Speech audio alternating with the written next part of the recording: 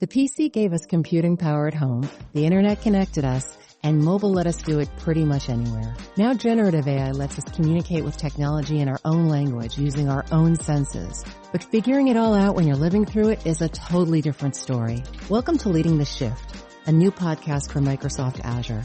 I'm your host, Susan Ettlinger. In each episode, leaders will share what they're learning to help you navigate all this change with confidence. Please join us. Listen and subscribe wherever you get your podcasts.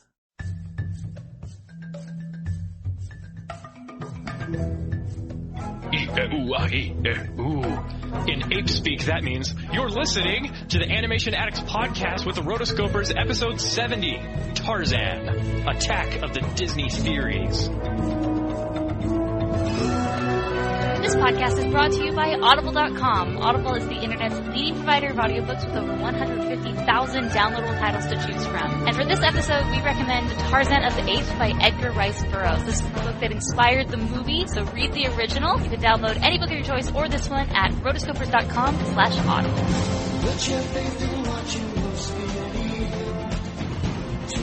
Welcome to the Animation Addicts podcast with the Rotoscopers, Disney, DreamWorks, Pixar, Don Blues, and everything in between. My name is Chelsea Robson, and we are so glad to have you. I'm here with my co-hosts Morgan Stradling and Mason Smith. Hello, nurse. Hello, all right. Woohoo, I got Mason to laugh. What? I always laugh at you. I always laugh with you. So for anybody who's new joining us today, we basically are just a bunch of friends. We get together every other week and we talk about an animated movie. And today we are talking about the amazing movie from 1999, Tarzan. Yeah. Ooh. I forget what he says. Hey, tonight we are going to party like it's 1999. Yes. The next time we use a Prince reference, one of us will either have a red Corvette or be wearing a raspberry beret. Or both, please. In my arms. Yes, you'll be in my heart from this day on, now and forevermore. All right, so we are going to be going into our nerdy couch discussion today. So, I don't know if you guys have been paying attention, but there have been a lot of these crossover type theories out there. I mean, you had like the Pixar theory, where basically it's put forth that all of the Pixar movies are somehow intertwined into the same universe as just different parts of a story. And because of that, there were a lot of other theories that came around, and that was the Frozen crossover theory. Have you guys ever heard of this? I have. Nope. Refresh my memory. Okay, so here's what happened. Basically, they put forth this theory saying that Frozen, Tangled, and Little Mermaid were all the same story, parts of the same story. Basically, because of the moment in Frozen where you had Rapunzel and Eugene walk by as Anna's coming out of the palace for the first time. Basically because of that one thing, they're like, oh, they must have been all together. And so their theory says that Rapunzel is actually cousins to the Frozen princesses, and they were there to kind of help inaugurate the new queen. Part of this theory actually says that the parents of Anna and Elsa were actually going to Flynn Rider and Rapunzel's wedding when their ship was tragically sunk. Well, they decided to move this forward and saying, oh, that ship in the bottom of the sea where the Little Mermaid goes and finds the Dinglehopper, that was Anna and Elsa's parents' ship. Anna. What? Yeah. So this is what is put out there. Anna, you're right. Sorry. Stuck in your old ways. I know, right? Why don't we just take this a bit further and say that Captain Hook is actually Anna and Elsa's dad, and they actually didn't die in the storm. They actually got whisked off to Neverland, and that ship is actually that would be cool. is actually their ship. That seems just as plausible to me. Sorry, keep going, Chelsea. then this next part of the theory could not happen if that happened. Exactly. This next part of the theory, the reason why I bring this to our discussion today is because there's another part of it. Around the same time of this whole everything was going up in like theory world, theorizing. Like I remember watching Twitter, the Twitterverse, and a lot of the different people who were working at Disney and Pixar or whatever were always throwing up their own like, oh yeah, and then this happened. Oh yeah, and then this happened. Well, the makers of Frozen, who decided to go on Reddit, like people were asking questions, and one of the questions was, where were the king and queen planning to go when they lost their lives at sea? Jennifer Lee comes in and says, a wedding. According to Chris Buck, they didn't die on the boat. They got washed up onto shore of Jungle Island. The queen gave birth to a baby boy. They built a tree house and then got eaten by a leopard. So, for you guys... This is what Chris Buck wrote? This is what Jennifer Lee said that Chris said. So, and Chris is also the director of Tarzan. Right. So, of course, he's throwing it back to his old movie. He's throwing it back in there. I don't know. I just want to see what your guys' thoughts are on the whole Disney theorizing. And if you guys think it's true, like, what could happen. This is pretty extensive. There's even a map of the world that shows where the shipwreck would be, where the Tarzan storm would be. Right. And that somehow connects Arendelle, the Caribbean, because that's, I don't know where that is. I don't know what that has to do with it. And then the Tarzan storm in Africa. No, the Little Mermaid is in between. France. No, the Little Mermaid is in sort of the sea between Denmark and Netherlands. Yeah, that's where they think because it was around Denmark area. But, there's other theories saying that because the crab is Jamaican. No, he just washed up. He just is. Okay, hold on. I'm completely debunking this theory because in Tarzan, they, when they wash ashore and they happen to have their whole life washed ashore with them, they have a photo of the mom, the dad, and the baby. Where the heck? Okay, first off, this means that Anna's mom had to be like 8 or 9 months pregnant when she boarded the ship. She does not look it in the movie, okay? Then that means she either had to have had the baby on the ship, have a photographer on the ship who could also, print out the photographs on the ship, stick it in a frame, just so they could have that picture of baby Tarzan with the parents. Hey, haven't you ever been on a cruise? Maybe they had a glassmith on the... I have been on a cruise. I know modern day cruises love to line the walls with photographs, but I'm not buying in the 1890s this was happening. But they were royalty, so who knows? Hey, that's just part of their entourage. I totally agree with Morgan, and I don't know. Did this all come from this one guy on DisneyTheory.com? These ones, yeah. But, there's a whole bunch of other ones out there that were, going along with it. All right. If our listeners have the website open right now, just follow along with me. Okay. The screenshot of Anna and Elsa's parents looks nothing like the Tarzan parents. Mother went from a brown hair to a redhead. And kind of reddish blonde, dirty blonde guy went to super dark haired. Hey, months at sea will do that to you. Hey, it really will. And also, I also see them attempting to draw similarities between Jane's father looking like the Duke of Weaselton. Excuse me. I also think that's dumb. I don't agree at all. From an animation standpoint, the body language and shape language of both characters is quite the opposite, actually. Duke of Weaselton leads with his chest. He's high blown. He's got a triangular nose that give away that he's mischievous. And Jane, it's Mr. all about Porter, the nose. Exactly. We'll get into Clayton later. Jane's father, Mr. Porter, is more of a circle-based character, and he leads with his hips and his stomach are more rounded and bulbous, making him more vulnerable and dopey. Wait, what does this have to do with her parents? Or they're trying. It just doesn't. down at the That's bottom. No, because you have to read the whole thing. Oh, okay. Because this one leads to a different article that says that Belle is somehow related to Jane. and through the Duke of Weaselton. Well, because they're the only brunettes in the Disney world. Yeah, basically. Here's the thing about brunettes equals yeah. Here's the thing about these Disney and Pixar crossover theories. You can make anything happen. It's true. You can make any little plot line connect by just connecting them, basically. So I don't really see, I mean, they're kind of cute when you see them and you're like, oh, that's cool. But there are very few that seem very plausible to me. This Tarzan one, I don't buy. I do buy the original one that says the ship sunk at the bottom of the sea, and that's the ship that Ariel goes into, because just geographically, those all line up. And I think that's cute. But the ones that are just a big stretch, no thank you.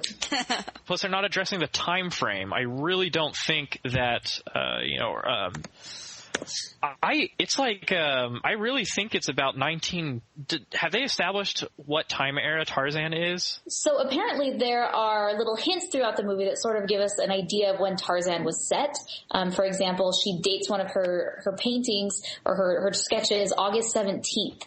And this is around the Victorian era. So the only days that kind of where August 17th fell on a Saturday, because she wrote Saturday, August 17th, are either 1889 or 1895. So also, there's slides that show the Eiffel Tower, which was completed in 1889, and the Statue of Liberty, which was 1886. So both of those fall in lines. It could be either of those dates. So it's definitely late 19th century, 1800s. Mm-hmm. Uh-huh. Okay. Well, that makes sense. Yeah, and I think that's a good nail in the coffin on this theory. Here's my bottom line here. House of Mouse, hello. Disneyland, hello. All the Disney worlds are connected, but it doesn't have to go that deep. I mean, I guess this is fun. It's like a fun fan theory, but I just don't think it has any credibility besides something that Chris Buck might have jokingly hinted at. He knew that he was totally trolling the Disney fans. Oh, of course. That's why I thought it was so funny. And then this guy writes like a 5-page blog post on it. Poor fans. I'm totally unconvinced that Anna and Elsa's parents are Tarzan's parents, but whatever. If there's more evidence to the contrary of what I believe, then I'd be glad to look at it. It'd be interesting to see. Mm-hmm. Disney and Pixar definitely are they definitely get these like crazy nerdy fan bases. Like I noticed that like us. Yeah.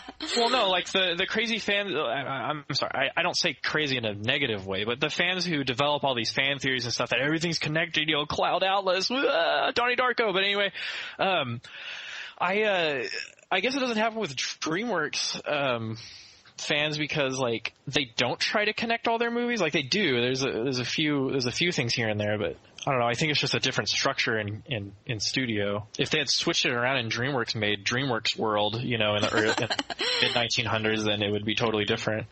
You get to see all your favorite characters in one land. What would the story be if all of DreamWorks World was connected? Oh, that would take years. Chelsea, that takes too much brain power to just come up on the spot on a podcast. You know better than this. I know. You know better.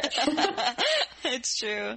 I just think it was really funny because I remember the time period when this was released, when all of this was going on. It was just like seriously on Twitter, everybody was just like, "Oh yeah," and then this would happen. "Oh yeah," and then this would happen. And all the non-Disney fans started getting in on the action. And, like you'd see just like on your mom would like post this on Facebook, and you're like, "What?" It became a big deal. It was great fun. Awesome. There's also the Lion King theory. I'm gonna visit this guy's site. I feel bad giving him my well-earned clicks, but I'm interested. I'll take a look. All at right, it. you report back for the next Nerdy Couch discussion. We'll discover you come and bring us more plausible theories, and we will refute them. Oh, okay. 100%. Okay, I like that. We will shoot you down. I'll be like, coming in with the morning conspiracy theory report. Fire away. Well, the word on the internet, the giraffes are in a bit of a spot. You don't say. Anyway, all right, that was an entertaining theory. It got me thinking, got the wheels turning. Since I looked at that loony old man.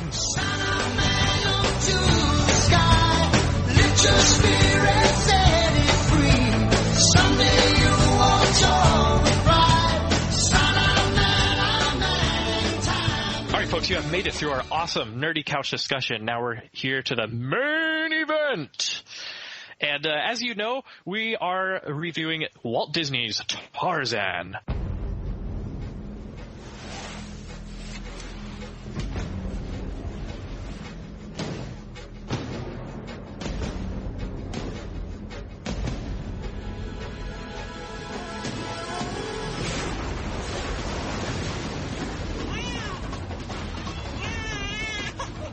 Was it alone?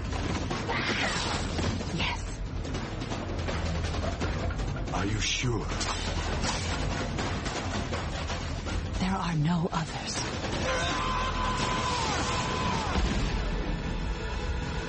I said he could stay. That doesn't make him my son.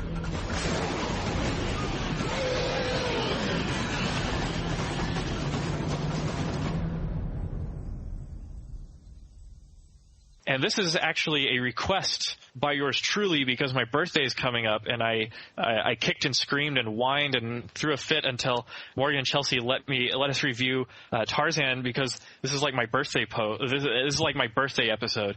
It's my birthday gift to me. I'm so happy.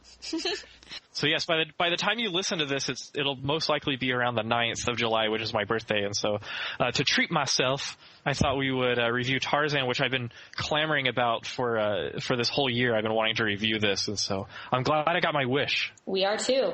Trust me, birthday! we are too. Thank you, Morgan. I am the resident snark on the show. Come on. I bring on the snark.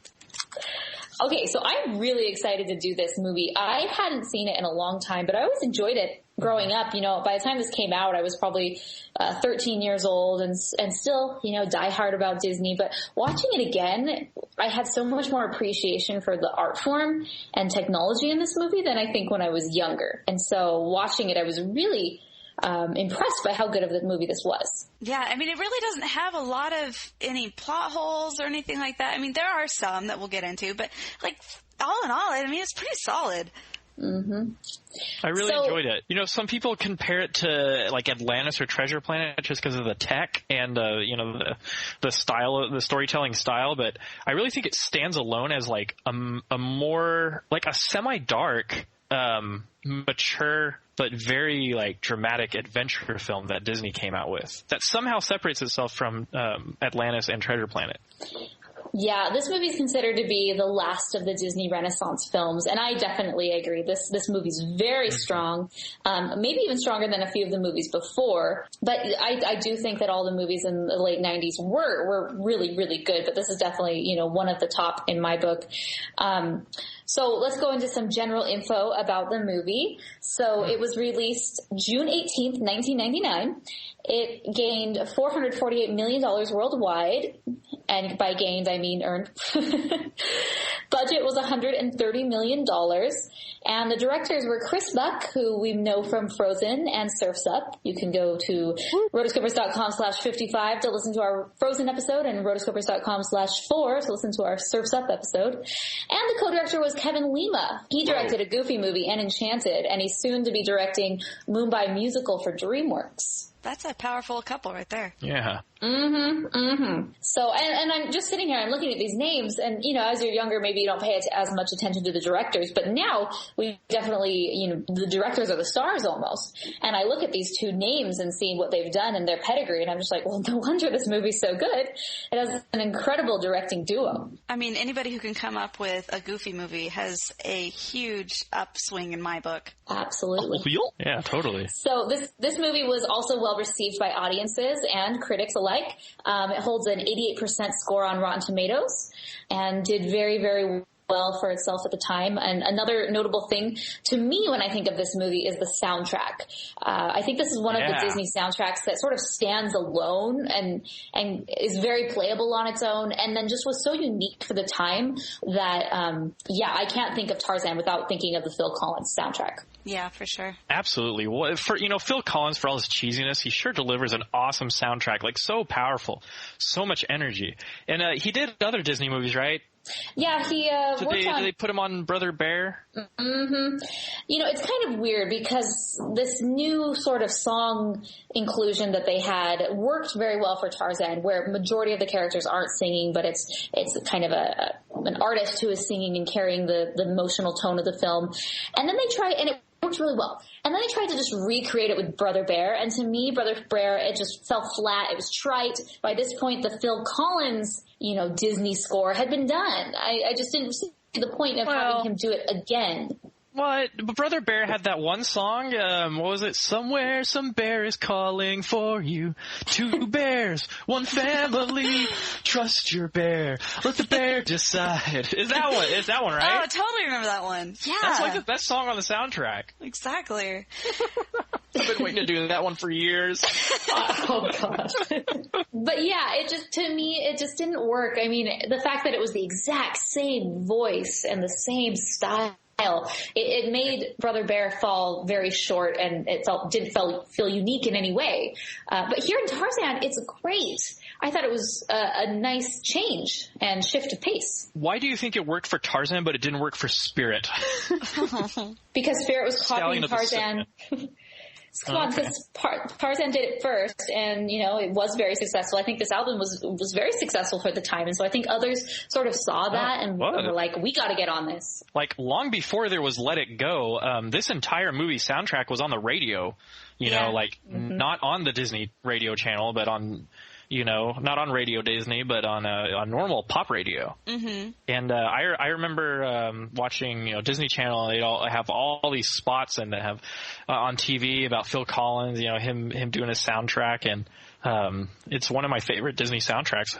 I remember how I actually had this soundtrack as well. And the thing is, they thought that Phil Collins was such an essential part of the movie experience that they actually got him to do even not all of them, but a lot of the different languages that it was produced in, which is unheard of to be able to get the same singer to sing in all of those different languages, mostly because it's so difficult to get the accent right and to get everything right so you don't just sound like you don't sound dumb singing somebody else's language. But I do have a question for all of our international crowd, because we've got a lot of you out there. I want to know if Phil Collins sang this in your language. I want to know how he did, because we can't really judge because we're not native, so we want to know. I would like to hear the Mandarin Chinese version of Phil Collins singing the Tarzan soundtrack. That would be one interesting soundtrack. I think even though, this is my guess of what people are going to say, but because he is such a well-known recording artist, he was a really, really, really big deal. I think they needed his unique voice. It wouldn't have made sense to have other people sing his songs because they were Phil Collins songs. And I think even though maybe he won't have the accent perfectly perfect, I think people will still forgive him for it because, one, he tried, and two, it's Phil Collins. Like, we got Phil Collins in our movie. We didn't get just someone else to do the dub. Well, yeah, and I don't doubt that they all accepted it and were like, hey, thanks. Definitely appreciated that for sure.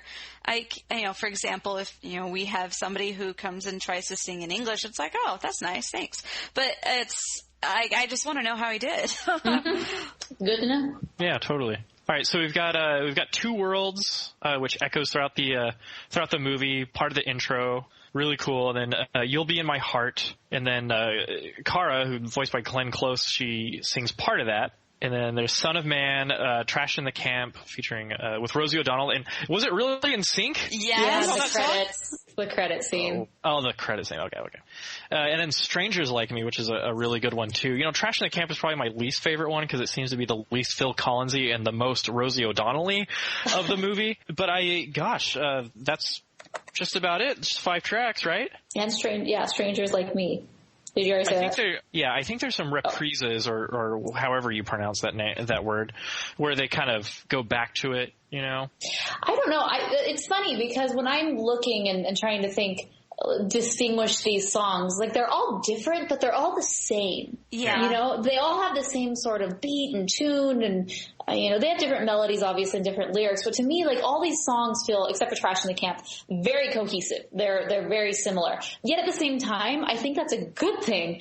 Like, whenever I hear each one of these songs play, I get really excited and I hum along and I sing and like I totally get into it. But it's just really interesting that, you know, other soundtracks, they have very distinct styles. You know, Beauty and the Beast, you have Belle, the first song where she's singing through the town, and then you have Be Our Guest, and then you have the mob song. Like, they're all very, very different. Mm-hmm. But, you know, these are very cohesive. Yeah. So that being said, what is your favorite song from the soundtrack? Can you choose? Oh man, that's a hard one. I can choose pretty easily. I really like Strangers Like Me. Mostly, I felt like it had a really, just the whole feeling of it. He did a really good job at conveying the emotion of hope. Not just hope, but like excitement for longing for something more. Does that make sense? Mm-hmm. Tarzan's like, flipping your fins, you don't get to... Oh, never mind. But yeah, I totally know what you mean. You feel the same excitement that he feels. Yeah, totally.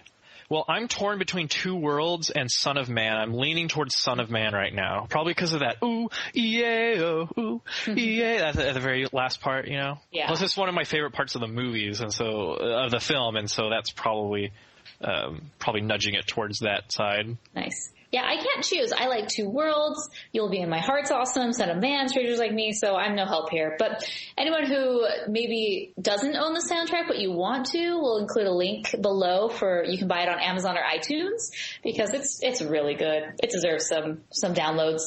Yeah. Well, speaking of Two Worlds, how about that intro sequence, people? Starts out with drama, fire and explosion. I really like the pacing and like the energy of this intro sequence. Like, it's very adventuresome, you know, and it introduces the two worlds, you know, and how Kara is inexplicably drawn to the baby's crying when no one else apparently hears it. Yeah. From miles away. her Tarzan sense is tingling. Okay, maybe this is the first time I really realized this, but dead parents on the floor with bloody sabor tracks gives me the shivers, folks. Mm-hmm. Right away, you can tell this is not a mamby-pamby, cotton-headed Ninny Muggins film. You know, there's some serious issues we got to deal with here. Like Sabor. Like Sabor. Sabor is a savage beast. Double homicide. Double homicide. Tried to be before. Triple homicide, huh? So, I really like this intro.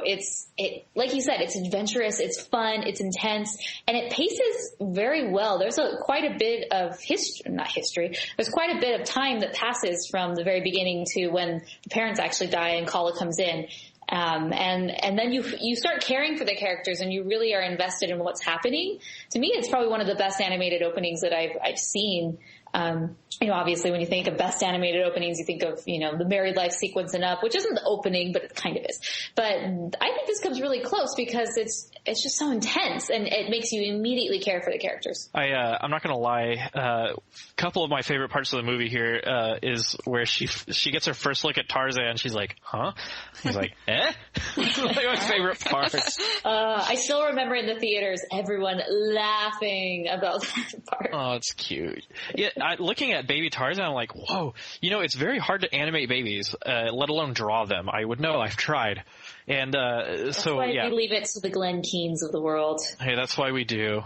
But yeah, props to the animation squad for this film for all their awesome work, and we'll get into that later. And also, I'm not going to lie, when I saw Kara playing with Tarzan and I saw Sabor's tail dangling behind her, I was like, it's Tigger! and cue my Jim Cummings moment of the episode. I'll spare you all. It's not a Rotoscopers episode until, you know, Jim Cummings gets mentioned. That's right! I'm just hinting because I really want him to be on the show someday. Someday. But I love her little conflict with Sabor and just kind of quirky escape that she makes with him. The whole diaper thing. And yeah. They do a really good job on the thing. They do a really good job of bringing humor into it when it should be a very scary time. That's a quality of a quality adventure movie. And then she brings him to Kerchak, who is the man. I have mucho respect for Kerchak. You know, the iconic. Do you remember the trailer? How like ominous it was? Was he alone? Was he alone? Are you sure? Yes, there were no others. Then he can stay. That doesn't make him my son. What is he? He's also Batman. He can stay in the Batcave, but that doesn't make him my son. You're a psychopath. Kerchak is awesome, but man, that trailer I loved it when I was a kid. It was so ominous and dark. You know, I don't remember the trailer, but I do remember like a teaser thing that they did I guess because Glenn Keane, his son or somebody close to him was a skateboarder. And so they had this girl talking it up like at the skate park, and you have like, oh yeah, we're here, talking about Disney's next big movie. It's going to be Tarzan, as he, looks at all these skater people, and it was really weird, but at the same time, for whatever reason, it was exciting. Like, ooh, that's cool.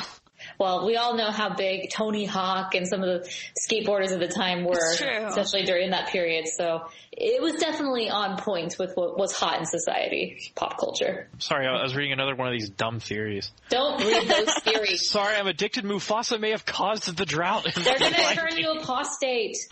Turn away. Oh, you're so right. All right.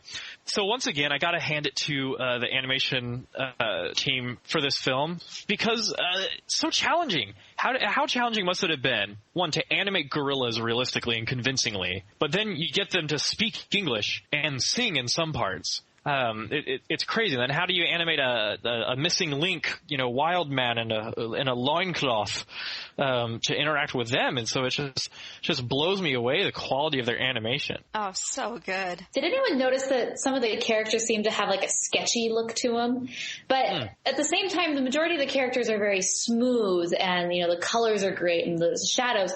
But like Kerchak, like his nose just seemed really sketchy to me. And then I was looking at other characters. Sometimes when they had like very deep folds, they were more of like a sketched out line rather than just like a hard line, which I thought was interesting. I never paid attention to that before. Maybe that was just hair or fur. But yeah, I'll have to go back and look at it. Disney Screen Caps has the Blu-ray stills from this movie, which is really exciting. Oh, yes. Nice. I do love the fantastic animation of the flowers opening. When it's like, transition to boyhood, from baby to boy, the flowers kind of open. That's a cool animation. Very delicate. And then we get introduced to, oh gosh, what's the annoying gorilla's name? Terk. Oh, yeah. We get introduced to... I liked baby Terk more than... I liked toddler Terk more than child Terk, later on. It's true. Terk also... more innocent. Mm-hmm. Yeah. Also, does Terk age between the 20 years that Tarzan aged? She ages, but her voice does not. Oh, well, okay. Kind of does. All right, Morgan, I'm sensing a tone. How do you feel about Terk? I hate Terk. Okay. What? Terk is the worst. Okay, so Terk is super pointless. Terk and Tantor. I think Tantor, they're both like cute. I think Tantor is more pointless than Terk. Well, yes. Okay, that I'll agree with you there. Terk kind of has she lightens the mood a little bit, but really if you took her out of the movie, both of them, the movie would be the same. There's no purpose for these characters other than to just like make the little kiddos happy. But I feel like they wouldn't have had these characters. It could have made this movie a lot stronger, more like Hunchback of Notre Dame. Hunchback of Notre Dame had like one or two like goofy characters, but they didn't they didn't have their own scene trashing the camp, basically. Yeah. But here, these characters just don't serve a purpose. Like they literally have nothing to do with the plot except for at the very end, when they help, but there could have been other ways around that. But it's, no. Watching this, I really like this movie, and then every time I saw them, I was like, ugh. I think just having Terk would have been okay if she wasn't so goofy off the wall, if she just would have like only stayed with the gorillas. But yeah. I really liked Tantor as a kid. I mean, well, maybe it's just the one quote. Are you sure this water's sanitary? It looks questionable to me. I mean, that was hilarious. I'll be honest. That was hilarious. But, like, as they get older, it was like, yeah, we don't really need this. Side note, I like how Tantor's mom is the diner lady from Emperor's New Groove. I think she's been in a couple of Disney films. Yeah. Mazel tov. Well, and also, I'm pretty positive I heard Max, a la Goofy Movie, in there. And then I went and looked it up, and I'm like, yep, there he is, that guy from that show, James Marsden. Is that what his name is? But he's in everything. And we always have a debate whether it's James or Jason. I know. All right, here's how I feel about Terk. I think Terk is slightly necessary because Tarzan himself is not a dynamic character. He is humble, he's determined, he's passionate, he's serious. Terk? No, Tarzan. I was like... Terk is a foil to Tarzan. And to me, Terk is a necessary foil to Tarzan to give him sort of a counterpart, like a counter perspective on things. And also to introduce the theme of Tarzan being the hairless wonder, the outcast at the beginning, and just to kind of make it a thing where Tarzan at least at first doesn't have any friends, and then his bravery and ingenuity allows him to gain the respect of his troop. And so I think she's slightly necessary, but you're right, she doesn't really do anything. Timon, I see her as kind of, no offense to Lion King fans, but I see her as kind of the Timon of this film, in that she's a wisecracker and she's sarcastic, totally the opposite of the attitude of the main protagonist. But Terk doesn't really save the day in the end. It was Tantor. And Terk is totally ready to turn her back on Tarzan at in the second act, although she did it reluctantly out of pride. They tried to make her round it out a little bit more as far as like coming to embrace her more sensitive side and actually be like somebody who can love and say, yes, I do love you, or yes, I'll miss you type thing. But I really don't know if it hit well. I mean, it was okay. I didn't have anything against it, honestly, but it was just like, I can see what they were trying to do. Probably didn't pan out quite as well as they had hoped, but... Other than, the movie is so good. Yeah. Oh, yeah. I thought Rosie O'Donnell's only decent role was Terk, besides what she did in Harriet the Spy. Anyway. But I do love that quote, though. Tell me I'm not looking at the hairless wonder. And Morgan's right. The rest of the film is gold. Like, I love the sequence where he dives into the elephant herd. That water looks so crystal clear. Yeah, that was pretty. It's a piranha! Tantor is a little adorable, but he gets very pathetic after the 20 years go by. Here's a fan theory I want to look into. What happened to him? You notice how his parents totally leave him behind during their stampede, and we never see them again? Well, at the very end, Tarzan comes back with a herd of elephants. But okay, the very end. He's like, okay, it's been 20 years. You are done freeloading. You are the worst roommate ever. Here's your family. Go deal with them. Like, did he just, stick around for 2 decades? Was it like Sid the Sloth, where his family just thought he was so annoying that they just abandoned him? I think he was just one of those kids that never was at home and just was always off playing with his friends, but then every once in a while came home. I think there's something more sinister going on. Oh, well, it's the law of the jungle. If the jungle wants him, he can have him. And like I said, I just love the sequence. Like, look at the cinematography. Like, look at the sweet angles and backgrounds and how beautiful the watering hole environment is. Yeah, well, and it was really cool. I watched this with a group of my friends up here, and we were just kind of admiring the fact that, there was parts where you're like, oh yeah, that's totally 2D, but then over here you can tell when they do throw in the deep canvas, which is that different art technique that they developed for this movie, and you can kind of see the difference where it just kind of, it didn't blend quite as well as they probably should have, but it was still so cool, especially as he's going through all the vines and flying through the air. That was pretty sweet. I want to fly through the air. Yeah, totally. And that's part of my favorite sequence, which is the Son of Man montage. Everybody loves a good montage. My gosh. I love to see a hero's journey. Like, I love to see a hero's, rise from nothing. Tarzan should hang out with Hercules more. Both went from zero to hero in their respective social groups. So did Simba.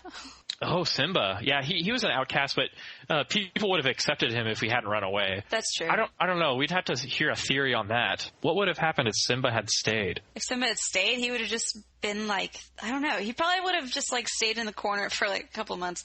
But then again, Mom would be like, no, honey, it wasn't your fault. It's okay. And then honey, Mommy is losing her patience. Yeah, I think it would have ended up something like that. So he definitely wouldn't have had nearly the amount of emotional baggage that he had by running away. Lesson to learn, kids. Don't run away from home. Yeah, I totally agree. All right, and this brings us to adult Tarzan. This is like his Ocarina of Time, older now scene. I find it, like I said, I find him to be like a relatively static character compared to everyone else. So I think a lot of people are in this film. Mm-hmm. I still think Tarzan is the man. I mean, I really look up to him. I mean, hello, he has huge thighs. I have huge thighs. It totally works out. Actually, when I went to Epcot Center last summer, I went to the animation pavilion, and they had this cool thing where you like took a selfie on this kiosk thing, and then they send back a drawing of a Disney character that looks like how you posed. Oh, really? You also take a personality test and determines what Disney character you are. So I got Tarzan, of course, and so I was like super thrilled about that because that is good. That's a good thing to aspire to, I think. Honestly, I think his personality was kind of weird. I mean, he was raised by apes. Very true. No regard for personal boundaries. Do you really want to aspire to that? Yes. What do I love to run around with just a loincloth? Oh, the fantastic. summers in Texas? Yeah, pardon my French, but I get fried. Oh, man. Anyway, so tree skating is another cool thing. One, you got to have tough feet to be like Tarzan. Yeah. My gosh, either that or those trees are very moist and slippery. He oils the trees, he like puts wax on them like skaters put on grind rails. Nice. Tarzan, eat your dinner. Not now, Mom. I'm greasing the jungle. It takes me 5 days to prepare for one scene. 5 days. Deep Canvas, though. That is the name of the game for that sequence. First of all, it's phenomenal. I love the leap forward at the end, and then he looks back at you. Oh, Tarzan. They should have just, how they have the title card Tarzan at the beginning, and then they do it at the end, like on Lion King? They should have just kept doing it. Like, after every awesome moment, after every awesome scene ending in Tarzan, they should have just, boom, Tarzan. They should have just kept doing it. It would have been awesome. Oh, man. When we do a parody video, that's what we're going to do. I'm going to do a parody video. Tarzan uncut and unleashed. Whoosh. Yeah. Whoosh. But yeah, deep canvas, folks. So if you Google deep canvas technique, you'll find some blog posts that are, in my opinion, aren't very well written, and they'll try to explain it. But this is what I've got in a nutshell. I'm trying to wrap my head around this. So basically, artists came in and they painted a scene using 3D models of trees, vines, etc. as their guide. And so they kind of painted the texture onto the models itself. But what the software did was it translated their brushstrokes into 3D brushstrokes, taking down things such as brush spacing and pressure. And it translated that into a 3D object using the 3D model as a guide for how the mesh, as it were, would morph into 3D space. And so you animate a 2D character on top of that, and then you have to have them interacting, weaving in and out of the trees and shadows, and you do all that in post. But what it really was this like crazy technique software where you paint something and the software translates it into a 3D object, or at least the 3D texture for it. Mm-hmm. Is that right? That's what I got out of it. That's what I figured as well. I mean, we have different videos that we'll definitely put in the show notes as well as far as the deep canvas goes. And then from the ones that I saw, it was kind of that way. Like what they did is they designed the world 3D, and then they put him in it, and then on top, well, not just that, but they drew him 24 frames per second into this free 3D world, which turned out pretty awesome. And then on top of that, they paint it. And with the little stylus thing that they have. So, yeah, I mean, that's pretty awesome. The 3D objects kind of knew their shape, and so they've kind of wrapped it around itself, I guess. I don't know. Yeah. And besides Deep Canvas, I did notice a lot, like especially in the scene where Kara first discovers baby Tarzan, that they do have several 3D objects that they applied this technique to, and and it gave everything a very painterly look. And I noticed that a lot of animation students and a lot of studios strive for that look, like that tangled look where everything looks like it's the painting, or you can really get those brush strokes. I'm actually working on a short film right now, animated, where we're trying to go for that texture quality where things look like they're painted. And I like it. There are parts of this film that are very refined, like the line work and the draftmanship on the drawings of the animations. Mm-hmm. But I also like that kind of rough painterly look, and it zooms by so fast in these tree surfing sequences. Yeah. But it's still really cool. What's really cool, I've seen different artists, and this is not just in movies, but in just paintings and art itself. I have a cousin who, she's an artist, and she'll try and get things to look as real as possible via paint. And then you have, like, my sister-in-law, who's an artist, but she'll take pictures and then make them look like paintings.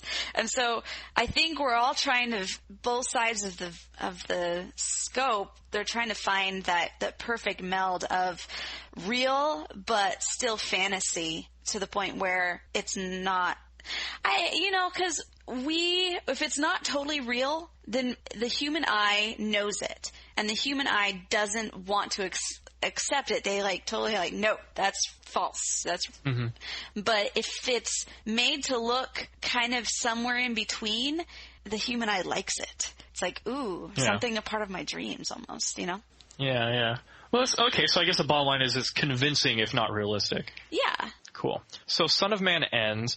Awesome montage, awesome song, and then we're kind of into the second act. I think I like to kind of chop movies into like two movies, if it could. I think the ending of the first part of Tarzan is coming up with the showdown with Sabor, mm-hmm. and but I do like the gag with him trying to sneak up on Car, and Car's like, "Don't even think about it. How'd you know it was me? I'm your mother. I know everything." It's true. So everyone has learned to live with Tarzan. Mm-hmm. Well, one thing I don't understand is, after 20 years, Kerchak still has a beef with Tarzan. I mean, yeah, we don't know exactly how long it is, okay, people. But, I mean, it's long enough that he's a grown man. And, Kerchak still has a beef with this guy. What? Kerchak just can't trust what he can't explain. But it's been so long. You might have I don't know. Oh, man. My God. Kerchak is one hard gorilla. Well, but here's my other thing is, when it comes to Sabor, is that supposed to be the same Sabor that killed his parents 20 years beforehand? Oh, how long do leopards live? Pixar theory guy needs to pick up on this. Yeah, right? So this is my question. Okay, if it's supposed to be, quote-unquote, the same Sabor, I really don't think it's that impressive that Tarzan killed him, because because he's a bit long in the teeth by then. He's coming up on the end anyway. All right, I'll take that. I personally like the idea of Tarzan having a showdown with the guy who killed his parents, even though he doesn't know it. Right. He's just trying to protect Kerchak and the troop. But I do like it. It's kind of like Luke Skywalker blowing up the Death Star, sticking it to the Empire that killed his family, Mm-hmm. Okay, you know what's freaky? If you're watching Tarzan, jump to about 26 minutes in and about 32 seconds after that, when Terk and Tantor are BSing or whatever and carrying on, and Tarzan is distracted because he's staring into the jungle and he feels that something is wrong. It's a good 10 seconds before Sabor jumps out and attacks.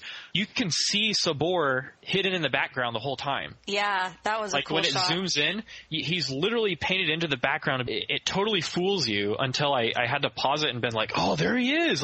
He's totally there. Yeah. But Tarzan doesn't know it, and most viewers won't realize it when they first see it. Very cool touch. And then when Sabor just tears out of there and starts fighting Tarzan, gosh, Sabor is a scary character. Yeah. They really did a good job on making a savage killing machine.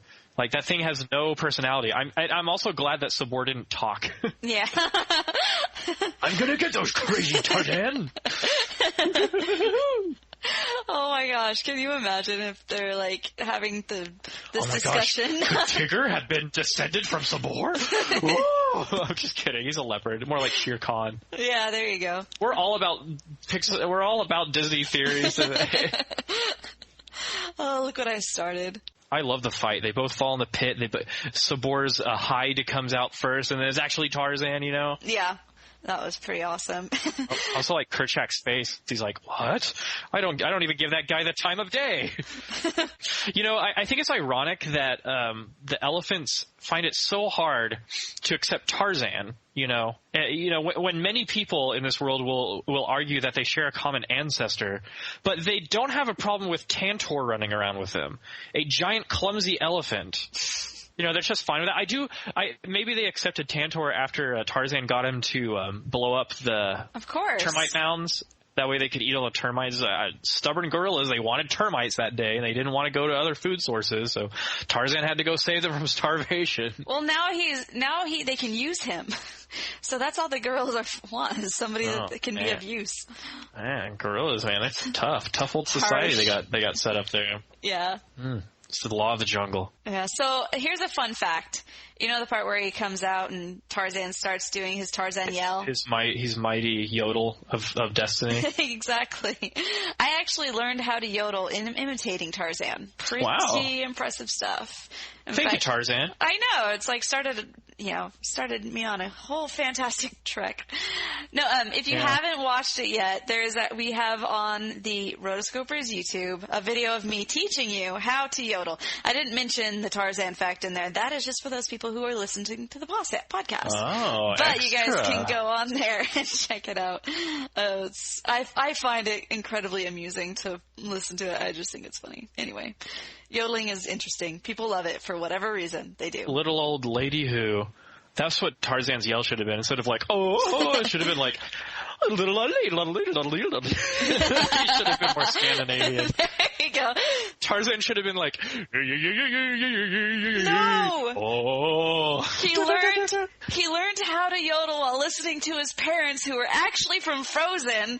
It's all connected! Well, wait, no, that's more Swiss, but still.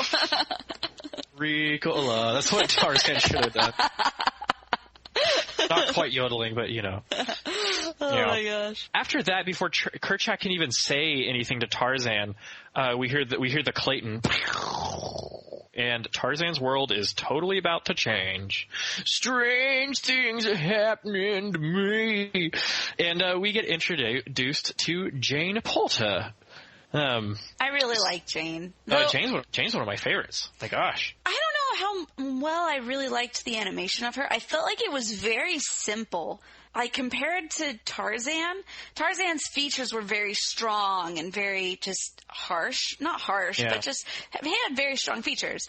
Jane is like a little line there signifying her nose. A little thing here. It's just very almost flat, I felt like. I didn't know how much I liked it, but I liked her.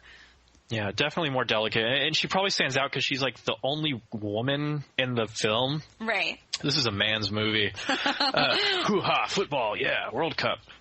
But so you want to hear some scandalous stuff about Jane Porter? Yes. Okay, did you know that at one time she was actually a Disney princess?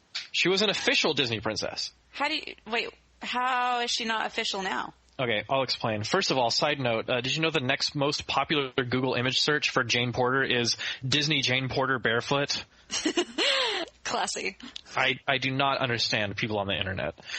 Yeah, if you, I did a little digging on the Disney Wikia. You can clearly see Jane Porter's announcement as a Disney princess officially on the cover of the November 1999 issue of Disney Princess magazine. She's right there on the cover. There was a Disney Princess magazine? Yes, there was a Disney Princess magazine. How did I miss that? I don't know. Somehow they got rid of the funding for that so that they could ruin the images with new art on the website.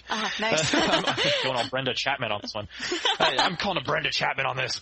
She was, but the weird thing is they did that. And then she was mentioned one more time, supposedly in early 2000, but then she virtually vanished from the Disney Princess franchise. Like, not that I care about this that much, but I just think it's interesting for our Disney Princess fans. We do. We scare because we care. Much like Esmeralda did, although I can totally understand why Esmeralda was once a Disney princess, but then was not. Yeah, I can see that too. Not much of a moral character, but moral example. Now, possible reasons for her removal from the Disney princess pantheon, haven't used that one in a while, is that her wardrobe, her dress could be confused with that of Belle, although that has given rise to yet another Disney theory that she is descended from Belle. Yeah, that's why she has, Mrs. Teapot in the chip. Her also she is not she's not an actual princess, though it could be argued that she is a queen being married to Tarzan, who is the king of the jungle. She also does not sing, and I'm glad she didn't. I don't imagine Jane as having a good singing voice. I imagine her more of like Nicole Kidman's character in Australia, which is an excellent film. Hey, I loved her in Moulin Rouge.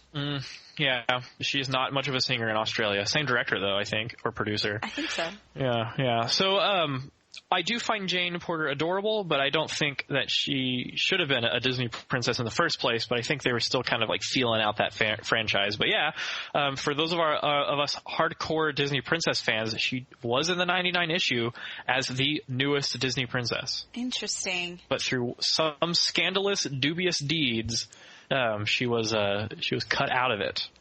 I'm trying to think. It's only a matter of time before Mulan is erased from the Disney princess pantheon. No, because the movie Mulan is about her. I think it's just because the movie Tarzan was not about Jane. Jane was just happened to be there, and so I don't but that takes away from the whole why Jasmine is still in there, because it's not about Jasmine, it's about Aladdin. So I don't understand why they would do her the disservice of taking away her title. I also like Jane because she is very educated, which I can see the similarity to Belle. She's definitely very bookish, and she is a naturalist like her father. Family groups. Daddy, I love you. I love all the scenes where where Tarzan's doing something monkey-like, and then Mr. Porter thinks it's fascinating, so he wants to imitate him and participate. So he gets down and does something monkey-like, and then Jane follows with that because she's a naturalist, and then Clayton, who just wants to shoot the monkeys, is just like, oh my gosh, how did I get on this contract with these people? Yeah. I do love the scene of Tarzan saving Jane from the baboons. Yeah, that was really great. And Daddy, he took my boot. That's the best quote of the movie, honestly, or at least of hers. But that whole monologue of her. And I was flying, and he was, and then a wild man. I was saved by a flying wild man in a loincloth. And Clayton's like, WTF? Oh my dear. Has she been hitting my stash of liquor? The whole sequence of the baboons is thrilling, but geez, 2 minutes into it, it just keeps going on and on. The baboons really want to kill Jane, and I bet Tarzan was thinking oh my gosh, is this girl really worth all this? Yeah. These baboons are a huge problem. Baboons are mean. Yeah, I just sprained my groin trying to. Was this really worth it? This is really worth it? No reward is worth this. Little Han Solo moment. I love how Jane totally goes the Fay Ray route. Very King Kong. Fay Ray. There's virtually a 5-minute sequence where all Fay Ray does is scream at the top of her lungs for 5 straight minutes, and so Jane is very Fay Ray on that. And then they get away from the baboons, and it's kind of awkward. Tarzan is used to ape taboo. He doesn't understand British sensibilities.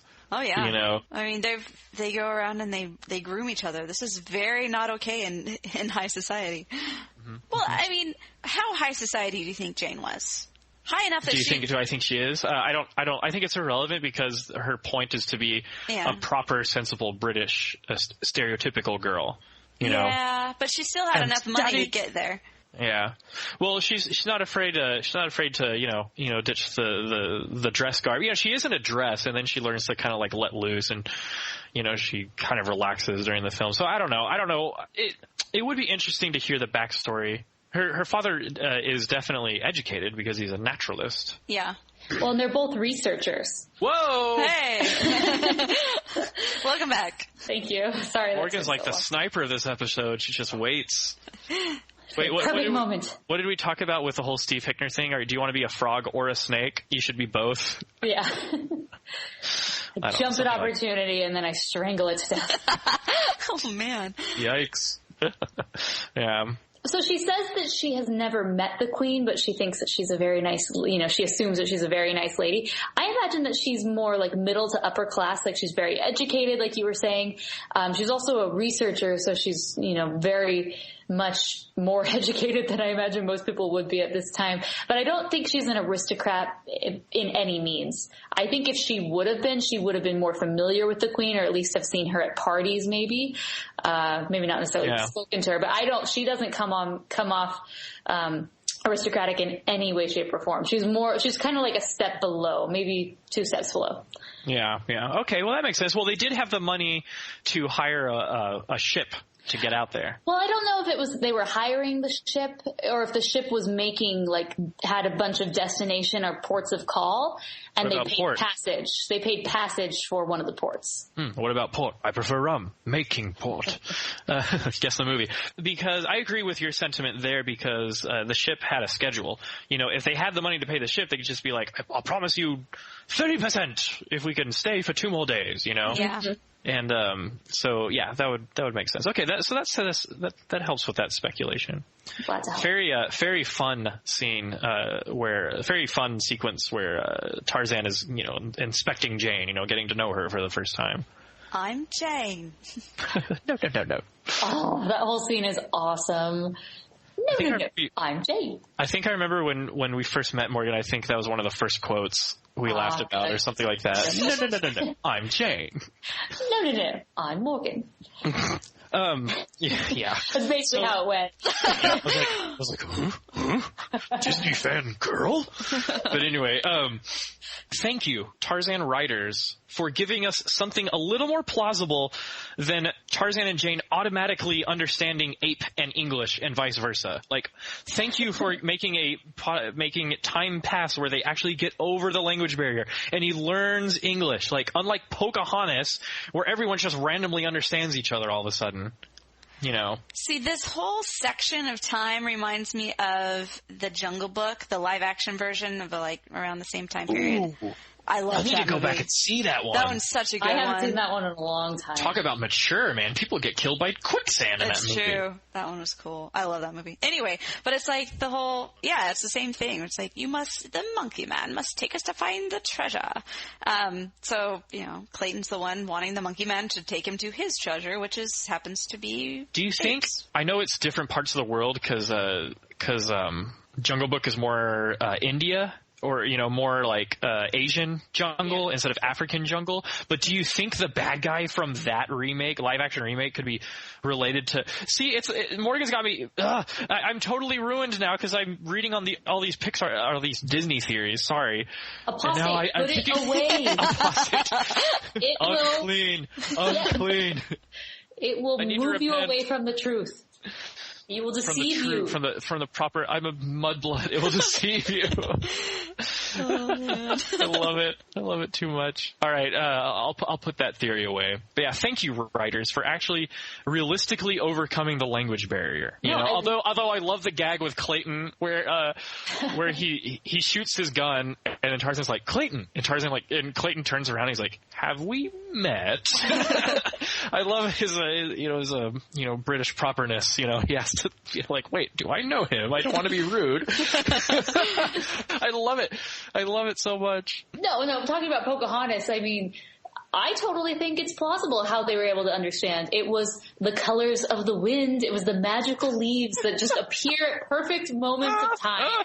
And they made it possible for Pocahontas to understand him and vice versa, but also for Pocahontas' friend Nakoma to understand, and the animals. Oh. I mean, I'm telling you, it's the colors of the wind. Every key point when they have a plot hole in that movie, introduce the leaves.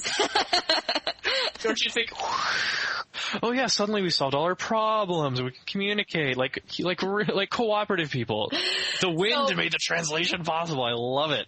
So next we go to the trash in the camp scene, which is this necessary? Is it a waste of space? It kind of for the kiddies, to kind of release the tension. Oh, I always sang the song. Blow some steam. It was a good song. Dude, it's very catchy. I know, but it's more of like goofiness. Shibu. I think they could have done I mean no insults to the crew for this film, but I think they could have gotten a little more cohesive from the random sound effects to the rhythm. I don't think it was smooth enough a transition. It's just like, hey, rip, plate, oompa, I noticed that too. Glass ding, and then and I was like, oh, those gorillas are very advanced. They're like the elephant who can paint. And I think it distracts from the movie, but I think it's a welcome distraction because otherwise the film would just be very very dark and very serious. Mm-hmm. So it's a fun little interlude. It could be the intermission. Hey, remember when they were doing it for McDonald's, they had that game where it's like if you could answer all the trivia questions for the Disney movies, like, oh, what was this movie? Oh, it was Song of the South, Did you guys ever play that? No, they did Song of the South? That's good. Yeah, well, they had like the Disney trivia game where you pull it off the cups and then you would answer the question, and if you got the question right, then you would get like a free, chicken nugget or something. But just one. A free chicken nugget? I think you need to revise your story there, Chelsea. Just one. Here you go, child. Nice. Plops into your hand. All right, here's your free nugget. Don't eat it all at once. But but it was totally there. I'll have to find it and send it to you guys. All right. So let's bring this back. That was a lovely tangent, by the way. Let's bring this back from trashing the camp, and then I can we talk about Clayton a little bit more? He's a relatively flat villain. He is funny in a few parts, but nowhere on the level of Scar, Ursula, and Jafar, the triad of amazing Disney villains. Well, his only motivation is basically, to make money? Yeah, money. What else is there? Yeah, that's true. It's hard to tell his intent. Well, you can tell early on in the film that he really wants to get those gorillas, but there's something sinister about his motivations. Mm-hmm. Yeah. It could have been fleshed out better. Yeah, like a little backstory. He's sort of just like Radcliffe from Pocahontas, where it's where it all can be sold. Yeah. Mm-hmm. Hey, what if Radcliffe and Clayton were brothers? Distant relatives? Brothers, yes, brothers is more plausible. Okay, see, we are beginning to form our own, except for time era is totally off, but that's cool. We're ragging on these theories, but I have plenty of theories on the Rotoscopers podcast. That's like all we do, people. It's okay for us, but it's not okay for other people to come up with these theories. Clayton rocks. I love his design. Big nose, yellow tinted eyes, mustache. Obviously the bad guy. Yeah, exactly. In animation, it's always the giveaway who's the villain. Just look at the schnoz. The big nose, it's him. It is. Yeah, look at the schnoz. I agree, but I do like him as a villain. I think his death is perfectly suited for him. Have you ever noticed how his hair gets a little messed up when he's like not his normal self, when he's a little angry or disheveled, Cray cray. When Tarzan's like messing with him and stuff. Mm-hmm. Just shows how deep he is. Okay, here's something. Did you ever notice? He only reloaded like one time the entire movie. Oh, I love Clayton's magical semi-auto, high-capacity clip magazine muzzle-loading single-shot elephant gun. I don't understand. He's right up there with McLeach, man. McLeach has a shotgun with a scope on it. Yeah, right. He really needs that scope because the shotgun is just too early for him. Too precise for him. To use the iron sights, Oh my gosh. Oh, sorry, Tarzan crew. Oh man. But this was one of the things that everybody in my little group of people as we were watching this movie, they were all pointing out. They're like, nope, that's like 10 shots right there without reloading. Yeah, I've learned to stop counting because it just drives you mad. Yeah. I think the creators had more important things on their mind, like developing deep canvas. Oh, that's true. But I do love Clayton. He's got a few good quotes too. Oh yeah, I love the one where he's like, if I can teach a parrot to sing God Save the Queen, then I can certainly teach this savage a thing or two. Oh, I love it. And he calls them beasts. Yes. Yeah. And then so they set out to teach him a thing or two, while Clayton is like, where are the gorillas? Here's a scary picture of King Kong. I also love Jane's like very good technical drawing of Tarzan, and then Clayton attempts to draw a gorilla, and it's just like this like bear with fangs. It's all scary and juvenile. It gives away his personality there. And then we're into Strangers Like Me. I don't know why, but I was super touched when Tarzan gets to understand that there are planets and galaxies, and they take him out with the telescope. I thought that was really cool, you know? That is cool. It didn't touch me like it did you, but you saying that it did made me happy. Well, I agree. Tarzan deserves this kind of education. He's gifted because he's a human, Homo sapien. You know, he had the ingenuity that a lot of the gorillas didn't have, It's and true. so I am just so touched that he got a quality British education and learned about the galaxies. And he was And to excited ride on a about bicycle. Ride on a bicycle is the best part. I also like how it takes Jane all of like 5 seconds to learn how to vine swing like Tarzan. Oh my gosh. I mean, vine dancing. I'm like, Ooh, and then they intertwine, They and then they twist kind of twist together, and there's that So silhouette, romantic. that yin and yang going on. Oh yeah, I shiver. Speaking of Tarzan swinging, did anyone ever try to swing on branches like Tarzan when they were younger? Do not try to swing on something with just one hand, with just one arm. Yes. Like a rope swing into a river. Do not try to do it one-handed. You will not survive. I definitely tried to do this on some very flimsy trees, and the branches were probably the size of my finger. Okay, so we know where this is going. And obviously on my first swing, I ended up falling and scratching myself, and I still have the scars to this day to prove it. Really? Yikes. Don't do it, kids. Yeah, one's on my stomach, and I think one's like above my, like right under my eyebrow. And that was yeah. Safety Morgan. Here are the 2 lessons that we've learned today. Kids, don't run away from home. And 2, don't swing on branches. All right. Basically. Yeah, and always keep track of what's in your magazine. Be sure to reload at the right time. Exactly. Unless you have the magical Clayton gun. That should be like an artifact on was Clayton a boss on Kingdom Hearts? I wonder. I don't know. I have never played Kingdom Hearts. I'm not an expert. Although people seem to think I am. They ask me questions on Twitter, and I'm like, I can't. Do you like that part where Sephiroth and Goofy were like fighting? I can't help you. I do want to play it. I was a Nintendo girl, never had PlayStation. Yeah. So yeah, I definitely did not try to swing on vines like Tarzan did, especially not one-handed. Don't do it. You will not make it. We kind of get reminded of the central conflict because the boat comes back and it's like, we still haven't seen the gorillas. Dang, I sure wish Tarzan would let us see the gorillas. It's like, will you take us to the gorillas? And Tarzan's like, I can't. Kerchak, you know? Mm-hmm. So they had to ask who Kerchak was. But anyway, You so it didn't had work to out. ask. Until Tarzan's little heartstrings get pulled, and Jane's like, well, I'm gonna leave. You'll never see me again. She's like, sneaky. and then Tarzan uses that, ape ingenuity. If Jane sees gorillas, Jane stay. I'm ragging on Tarzan's voice actor, but I like his voice. I think I thought it worked. cool. I don't know who the actor is. Like, I looked up his name and still couldn't figure it out, but he's not like a superstar A-list actor, at least in my mind. But I liked his voice. I thought it was great. And then side note, Glenn Close's Kara, that came out of nowhere. I totally didn't know it was her until I did my research recently. And then I like Clayton schmoozing over Tarzan. And then Clayton comes up, he tries to smooth over Tarzan. He's like, women, so typical. Even if you hadn't grown up a savage, you'd still be lost. It's so true, though.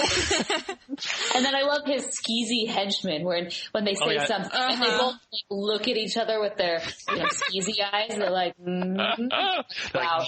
If we we're were really pirates dense, now. if we were really dense and couldn't figure out you're the bad guy, you just made it very clear. Yeah, right? Yeah. We've clearly pointed out who the bad guys are. Tell them there's been a change of plans. And he's just like, and the captain's like, what was that, Mr. Smith? It's like, oh, sorry, Captain. Cough in my throat. Anyway, let's do a backstory on the conspiracy to overthrow the captain. The captain has one line.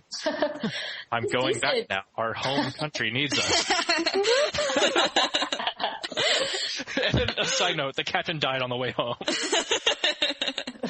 Anyway, and then we get to the moment, through some madness and ingenuity and cross-dressing. Although for Rosie O'Donnell, I don't know. Anyway, never mind. They get Kerchak distracted, and then it all comes crashing down because Clayton betrays them. And then there's the iconic, you lied to me? Or you betrayed me? From the Disney film. Oh, Kerchak. Tarzan worked so hard to gain his trust, but the call of the woman was too strong for him. And Kerchak's disowns Tarzan is heartbreaking. Mm-hmm. Well, yeah, except you just took down the alpha male. That's you should be not allowed back at this point. That's true. That's true. Tarzan did.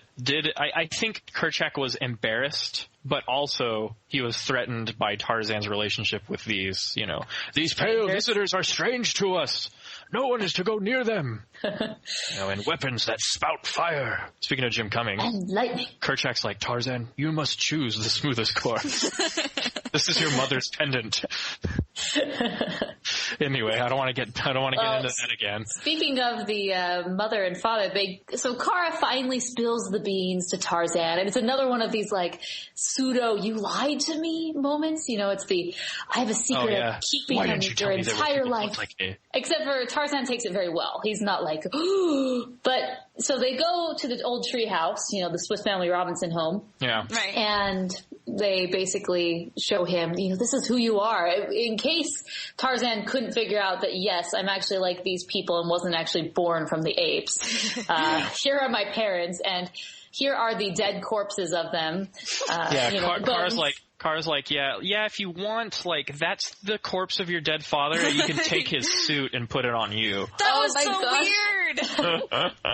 Okay, the other thing is he's got the suit on perfectly. He's even got the cufflinks in. How in the world does he know how to put in cufflinks? Because his dad had the cufflinks on when he died.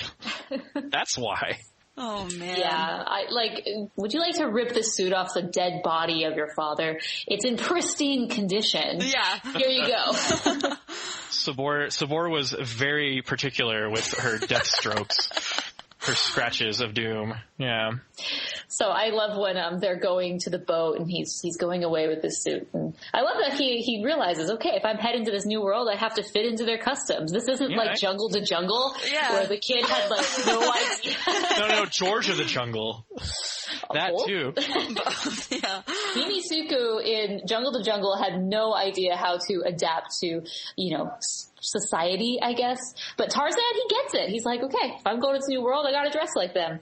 You know what? He might not. He has been hanging out with the crew for a little bit, so he sees all these pictures. I mean, he's the one that's wanting to propose with flowers and everything. So he's very observant. He wants to be a part of the world. Yeah, part of your world. Flipping your loincloth doesn't get you.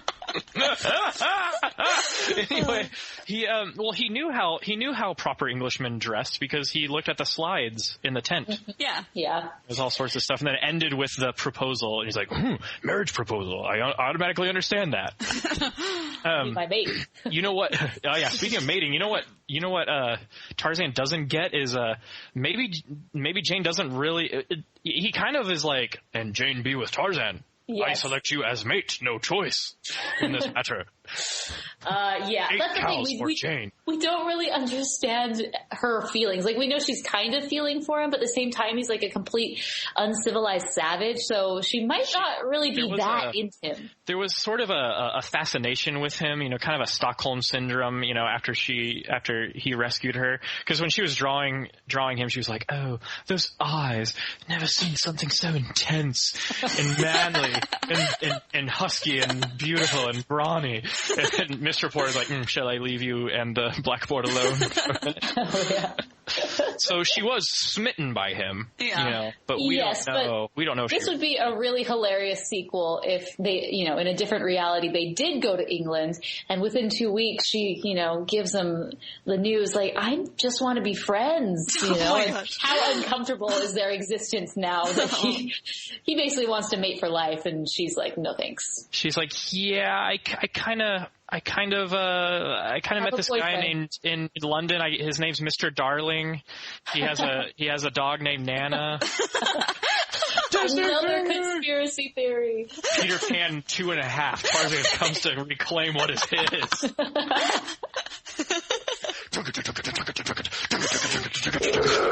The Thunder Tube. Cue the Jumanji drums. Anywho, it's way too far with these theories. So, then he goes on the boat, and I love here's my first experience with a big group of humans. Punch in the stomach, thrown in the brig. Welcome to London. It's time we gave him a proper British group. Exactly. Gift baskets. But yeah, he is no Tarzan, King of the Jungle, is no match for iron. For Industrial Revolution era technology. It's really sad because you realize how out of his element he is there. Yeah. Mm-hmm. And how he's become adapted to the jungle, and he's like one with the jungle. So I think he realizes real quickly that I'm a fish out of water and I can't be here. Mm-hmm. At least he had enough time to give out a code red Tarzan yodel out to Tantor.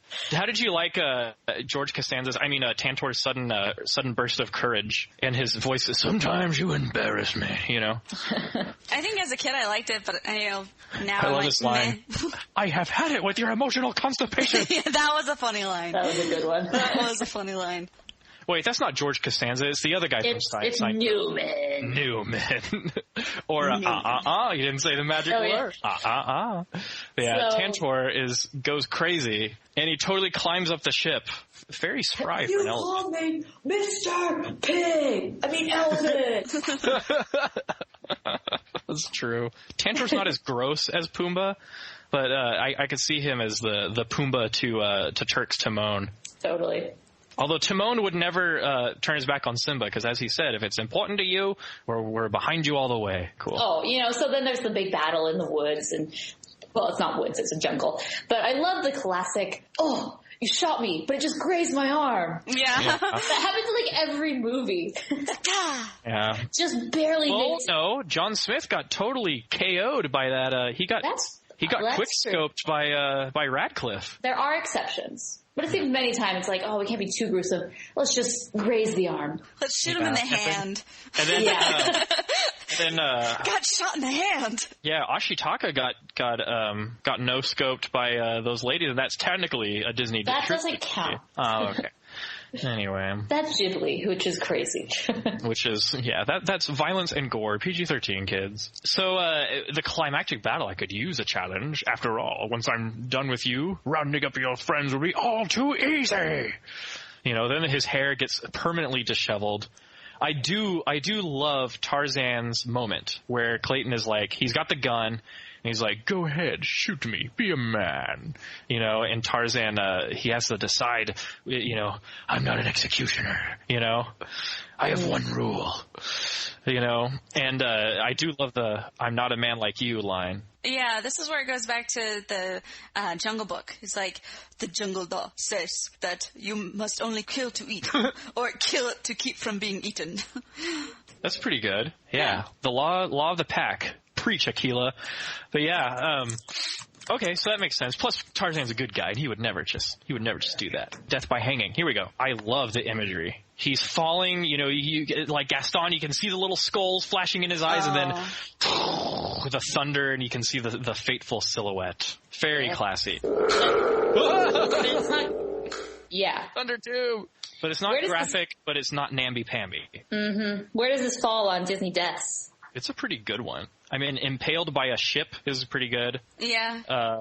Killed by your own henchman is pretty good. Mm-hmm. Nobody died in Frozen, did they? Except for the parents. But no villains actually died in Frozen. No villains were harmed in the making. Suddenly aged to death and tossed out of a